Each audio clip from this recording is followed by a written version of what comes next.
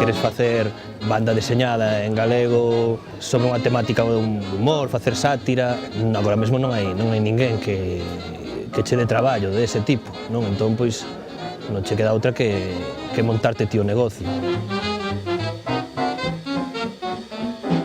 Facer unha revista en papel é complicado porque necesitas unha inversión moi grande. Con as novas tecnoloxías quitaste moitos trámites, moitos intermediarios, non é unha cousa máis directa. Era o único formato posible, claro. Sacar unha revista en papel hoxe en día pois é inviable, non? Unha revista satírica en galego.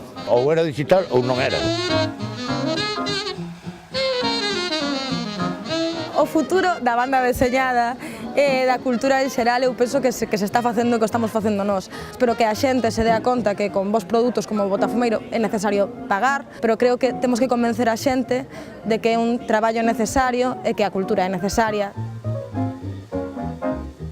O meu brindis va por toda esa xente que se aposta, que arrisca e que eu estou segura que acabará gañando. Eu penso que na banda deseñada en galego sobran os motivos para brindar, non? E hai un montón de sinaturas, de autores que van entregando, non? Periódicamente, pois obras de gran calidade, non?